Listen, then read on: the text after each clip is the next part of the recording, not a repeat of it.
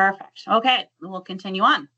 So our agenda today, we'll be covering the overall changes to the categories of equipment and the models with each category. We'll review the Category 3 and the Category 4 Type 2 application. Here is a brief overview of all the new categories and model descriptions. We have categories 1 through 5, with some categories having 2 subtypes. Each category has up to 4 types of models. So this chart shows the on-contract wheelchairs that would fall into each category. Today, I'm going to be reviewing the Category 3 applications, and Kyla will review the Category 4 Type 2.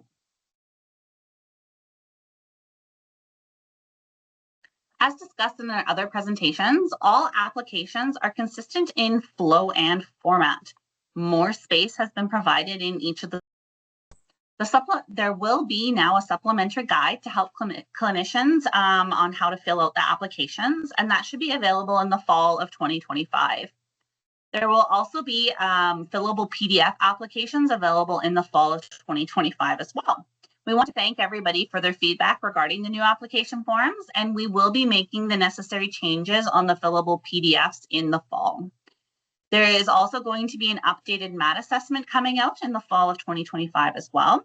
And just to note, the previous applications will be accepted until around July, and then we are really strongly encouraging you guys to make sure you have changed over to the new forms.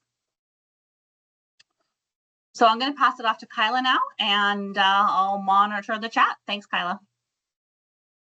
Thanks, Jenna. All right, so to start with the Category 4 Type 2, those are our full-time users. They are going to be the active in the community, and the wheelchairs you'll see the most are going to be the Apex and the Helio A6 for our adult clientele. So I'll go to the first slide. So we're going to quickly review the changes to the client information. We've already discussed it, so we'll do it quickly here. There are now both home and mailing address lines on the order form, and we need to have both available because our techs need the physical home location for deliveries or repair requests, but our intake still needs the mailing address for letters and other written communication that gets sent out. So yeah, if this is not applicable for your client, you just need to strike it out or just write NA on that second mailing address line. We'll be using the email to communicate general equipment information, so deliveries, repairs, maintenance, pickups, but no personal health information is going to be included in any email communication.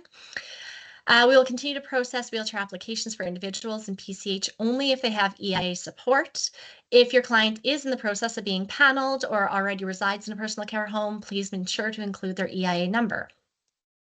So we do have a variety of delivery options that could include hospital, family, friend, work, but make sure that you include the details of who's going to be receiving that wheelchair, as well as the exact address or any delivery information that we might need to make the delivery of the wheelchair. So next one. Okay.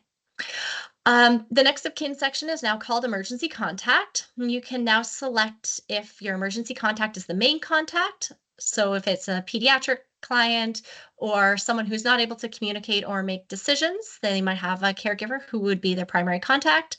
You can also, the emergency contact resides with the client, then you don't have to write the address twice, just check off that second box. The emergency contact is no longer required to be a Manitoba resident, so they just need to be able to make the necessary arrangements to have equipment available as needed. Only provide the relevant medical diagnosis. So it's a medical diagnosis impacting mobility for the client. Do not provide the functional impact in this section. And although we're only requesting these measurements in this section of the form, it is required to complete a MAT assessment to know your full seating needs for your client. So in this section, this is where you would explain the functional limitations of your client pertaining to mobility, expand on the impact that your client's mobility limitations might be having on other areas of their life, like their social isolation or inability to complete certain ADLs or IADLs due to mobility limitations. And in this section, provide more details from your MAT assessment. So include information such as any obliquities, tone, specificity, limited range of motion, limited strength, as it would pertain to impacting wheelchair use or mobility in general. Okay. Yeah, and identify any barriers or factors that are influencing your client's ability to sit and functionally use the wheelchair. Consider factors such as fatigue or skin integrity in this section. Only complete the section if applicable. If not, then just strike it out or complete NA on the lines. Do not check no or unknown if your client does not have a wheelchair. The section will help the Mountable Wheelchair Program identify the client's current equipment, the history, and understand why equipment might be needed to be exchanged. Explain any changes to either the equipment or the client that has resulted in the need for a new wheelchair. So this might be discontinued equipment or unavailable parts, wear and tear that can no longer be repaired, disease progression, or a new diagnosis. Explain how your client will benefit from a new wheelchair. What will the client use the wheelchair for beyond propelling? And remember that a category 4 type 2 wheelchair is an active full-time user, and the wheelchair should be used for more than just mobility in the home. We understand that you will not know the exact amount of time that your client will be using their wheelchair daily, and that every day will be different. However, we do need to confirm that the client is a full-time user. That's why we're requesting those hours per day at the bottom there. A home visit is required to ensure that the home and entrance to the home is accessible. If a home visit cannot be completed, talk to the Mountable Wheelchair Prescriber OTs and document the outcome of the discussion in this section. Any concerns observed during a home visit or barriers that the prescriber is aware of should be noted and discussed with an OT to ensure that there are plans to address these concerns, and the outcome of this discussion should be noted in the justification letter that is requested. As for the operating procedures manual, priority is given to applicants who require the wheelchair for school and or work. So be sure to include all other environments the client will be accessing while using the equipment, and make any comments on accessibility of these environments.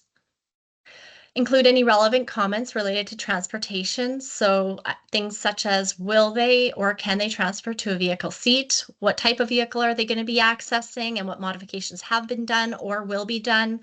Will they be using public transportation, and what type? Bus, handy transit, senior shuttle, as well as how independent is your client with transportation? Are they driving themselves?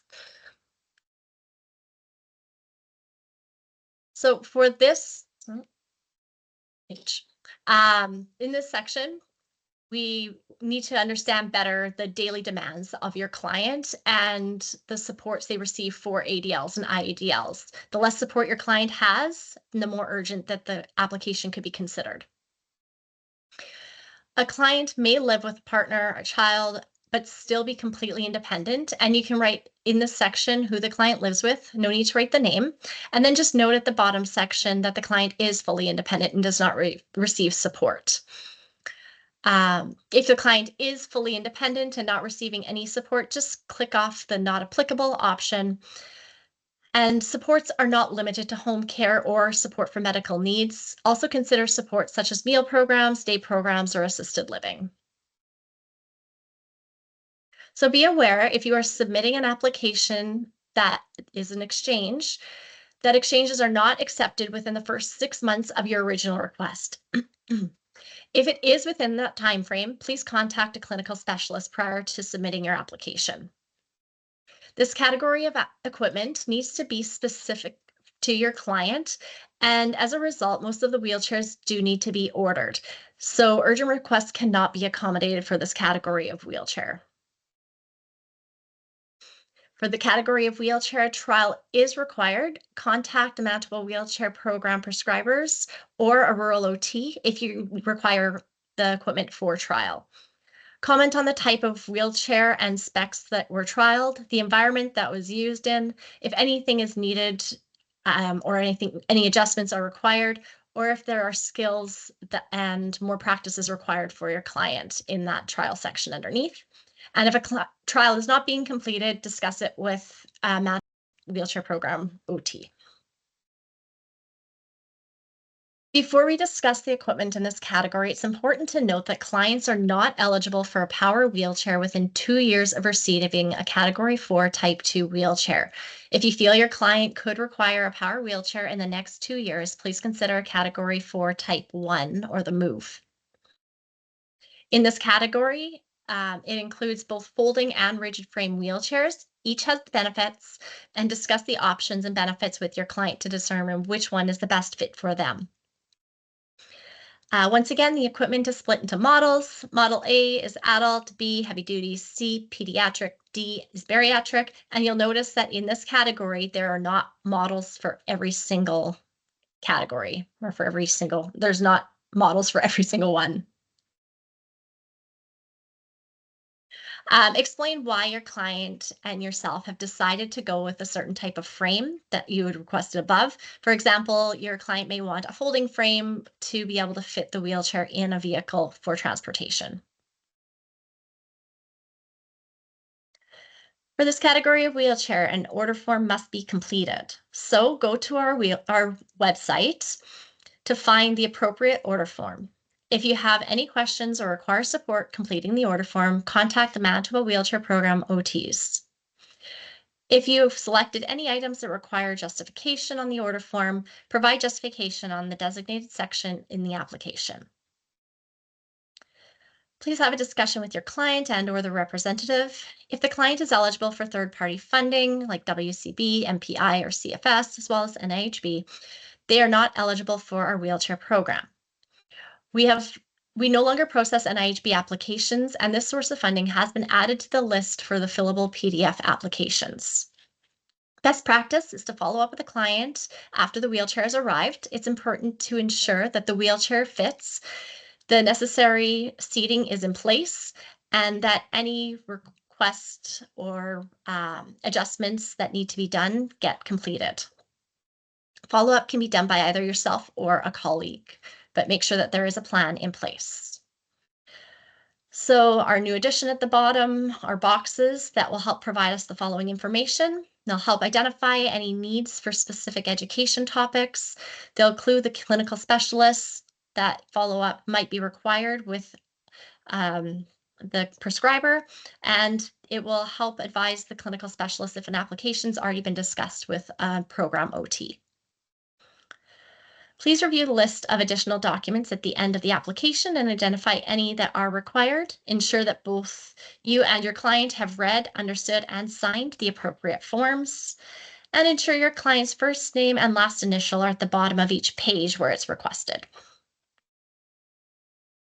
So it can feel pretty confusing sometimes deciding if a client should be applying for a Type 1 or a Type 2 wheelchair in Category 4. So we've created a decision-making tree to help guide some clinicians with selecting the right type of wheelchair. You can have a quick look at it here. We're not going to go over it in detail, but it will be available on our website shortly for your reference. And back to Jenna. Thank you, Kyla. I'm going to review the Category 3 Type 1 and Type 2 chairs. The difference between the Type 1 and Type 2 is that Type 2 does have recline as well as tilt. Both Type 1 and Type 2 are on the same application form. For this category, we do not have a Model D or bariatric chair.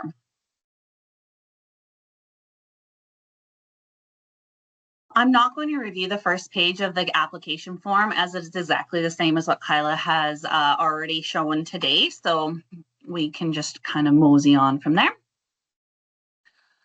So we're going to start with functional status. We want to know what other tasks are being completed in the wheelchair. If the client has a medical condition that affects their mobility, it's likely impacting their ADLs or IDLs as well. So for example, they're unable to get out of bed, unable to stand, unable to transfer onto a couch. So this just helps the clinical specialist understand how they're going to use the wheelchair and why. So for current equipment, this section tells us what they might have for a wheelchair and why it might need to be exchanged. For example, if they have a Breezy, we know that that obviously isn't compatible with Tilt. So for now, if they don't have a Manitoba Wheelchair Program wheelchair, just strike out that first bit and continue filling out. So describe the client's current seating. You would provide a brief overview of your seating assessment. You'll explain more in detail portions of your seating assessment in relation for the need for tilt and recline in the justification section later on. Factors influencing current sitting time. Identify any barriers or factors that influence your client's ability to sit and functionally use the wheelchair. So say, for example, your client becomes more fatigued throughout the day, and they begin to slide out of their manual wheelchair.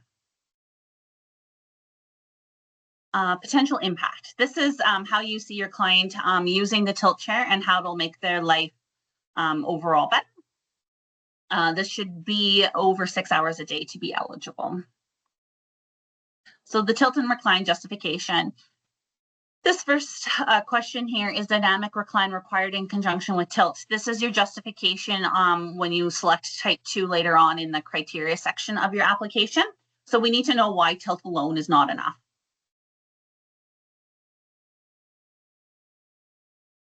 For pressure management, you can include things like the Braden scale, any pressure, describe any current pressure issues or history of pressure injuries, include strategies that have been helpful to help heal the injuries. For posture, you're going to include details from your MAT assessment, really explain why static seating isn't enough. Although we aren't involved with seating, you can also include in here your plans for what your seating is going to be, and so that the clinical specialist can see how pressure and posture concerns have been addressed in several ways.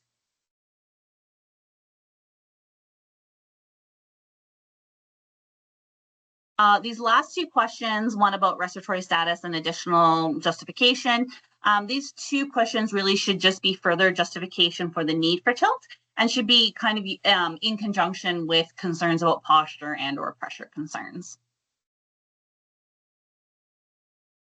Accessibility. For the tilt wheelchairs, tilt and or recline, an application, you need to have a home visit to ensure that the home is accessible. If a home visit can't be completed, you need to speak to Manitoba Possible OT and document the outcome of this discussion. If you have any concerns that have popped up during your home visit, list any plans to address these concerns. Perhaps you're working on alternative funding to get some home modifications complete. Describe what's going to be done and when it should be expected to be completed.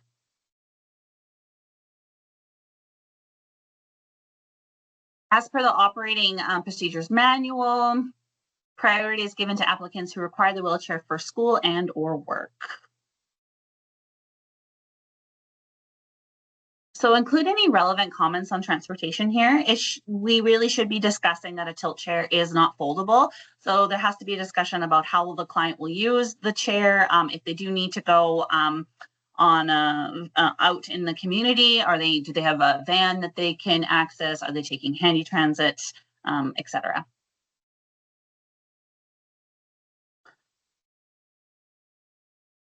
This section is required to help us better understand your client's need and urgency of the request. For tilt chair applications, it's important to list who is going to be helping tilt the client throughout the day. You can also consider additional supports in the section below here for meal programs, day programs, assisted living, that those details should be included.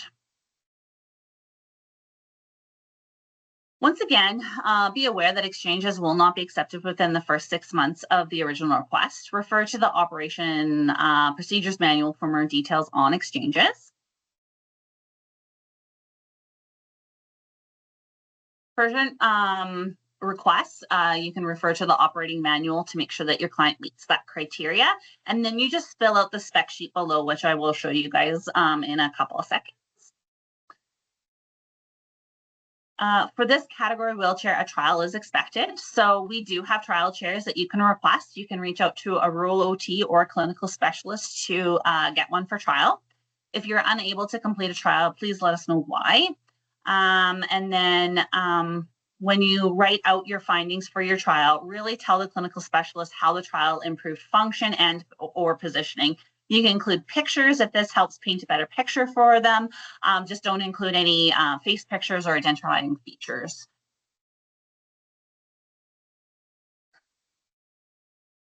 So there are two types of options for the Model A chairs for type 1 and type 2. So we have the SR45 and the Iris. So you have to write on that line there which one that you are going to choose.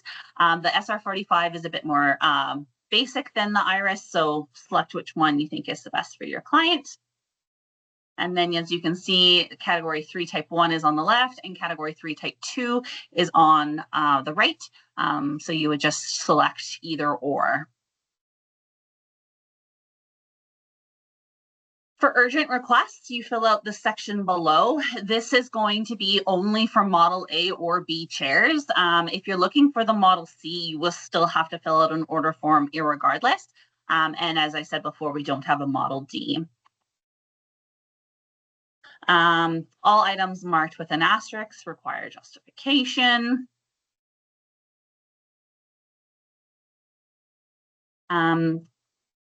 Couple things to note about the Cat 3 chairs is that all of the chairs in this category come with transit tie downs. If you need the WC19 seatbelt, please give your justification as to why.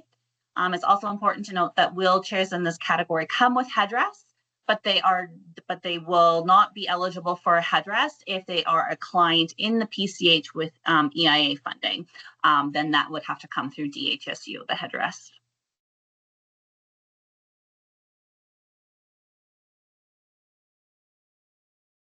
Please have a discussion with your client if the client is eligible for third-party funding. So that's your WCB, your MPI, your CFS, or NHB. And then if so, they are not eligible for the Manitoba Wheelchair Program. Best practice is to follow up with the client after the wheelchair has arrived. This does not have to be completed by the original OT or prescriber. We recognize that clients may not be on your caseload anymore, but this is just to cue you to refer to whatever other organization or colleague so that they aren't missed for follow-up. These new checkboxes here are to help with the Manitoba Wheelchair Program with the following. So it's just to help us identify future education topics, to help cue the clinical specialists to follow up with the prescriber if needed. And as processing times varies, this helps the clinical specialists that the application has been previously discussed. The last set of checkboxes here are to help you to remember to include all the necessary applications, so all the necessary information, to process the application as quickly as possible. So when that application comes to us, then intake looks at that and make sure everything's there. And if it's not, then it delays processing. Okay, so all applications are submitted by mail or fax. Just a reminder not to email applications. If you have any questions about an application that was submitted, please wait several weeks and then reach out to the Manitoba Wheelchair Prescribers email to ask for an update. So this was the last session of our 3-part series of rolling out our new application forms. These PowerPoints are going to be made available on our Manitoba Wheelchair Program Education YouTube page. We'll get Kyla to stop recording now and we can open it up to any questions.